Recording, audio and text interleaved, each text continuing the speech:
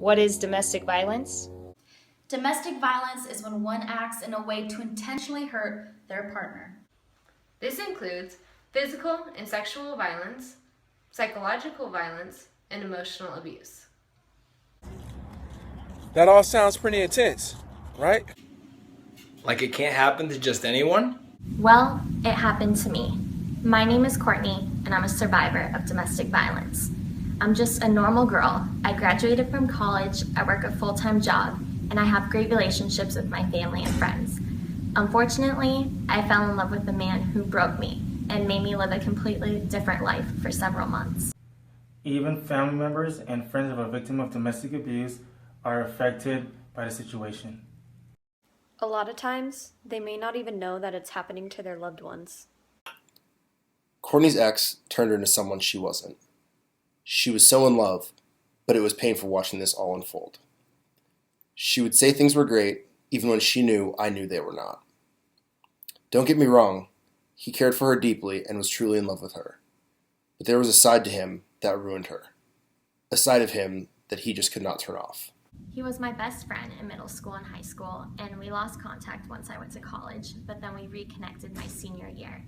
From there, we instantly fell in love. It's like no time had gone by at all. Soon, we were talking marriage down the road. I ended up working for his parents, so he and I were inseparable. We literally wanted to spend every second together. However, I started seeing a dark side to him, a side of him that would slap me, throw me against furniture or walls, choke me, and just make me feel like I was worthless, like I was nothing. There's only so long the victim can hide the pain and hurt. I would go to work covered head to toe in bruises, and my coworkers would ask me what happened. I would always give them excuses that I tripped or I ran into something. But I saw the look on his parents' faces, and they knew exactly what happened, and they knew that I was covering up for their son. One time, I was being choked up against the wall, and his brother had a full-on conversation with him like nothing was going on. I was completely alone with no help from that family at all. I was blinded by love. I stayed with him because when things were going well, we were both really happy. Looking back on it now, I should have left months before we ended things. Unfortunately, there are too many cases like this, and even worse, some end up in serious injury or even death. That is where we come in. We are here to tell you it's okay to leave. It's okay to let someone you love go. However, there are some things that are not okay. It's never okay for a man to lay a hand on a woman. Just like it's never okay for a woman to lay a hand on a man. Domestic violence works both ways. Even the happiest, most innocent people can fall into abusive relationships. Sadly, most of the time you cannot foresee an abusive relationship. Your partner may seem like the most perfect person to be with, but over time, that can change. They can start snapping for no reason at all. They could begin talking down to you and making everything seem like it's your fault. That should be your sign that you need to get out of the relationship. Don't wait until it becomes physical. Don't give them that power. Respect yourself enough to know that you're better than that and you don't deserve that abuse.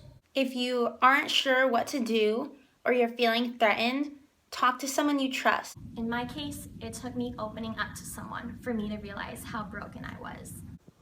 Just know, you're not in this alone. What are some examples of domestic violence?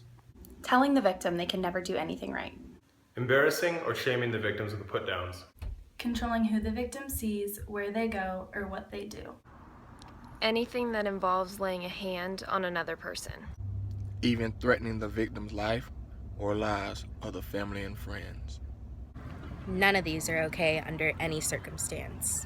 A lot of times, the abuser will apologize over and over for their actions. However, that doesn't mean they're going to stop. I learned that the hard way. Apologies can only go so far before you realize it's a never-ending cycle. Don't let love cost you your safety. Trust me, it's not worth it. Victims of abuse may be depressed, have suicidal thoughts and/or anxiety, withdraw emotionally, distance themselves from family and friends, or be embarrassed about their situation. Don't feel like just because one person was abusive to you that you'll never be able to have a normal life again. Find things you love and surround yourself with them. Reading a book, going to the gym, or starting a journal are just some examples. Hanging out with family and friends is another way to put your mind in a comfortable place. Anything that can get you away from the tough and harsh reality that you've been living in. Just know that there's always someone there to support you. If you don't want to open up to loved ones, seek professional help. If you feel like your safety is being threatened, seek emergency help immediately.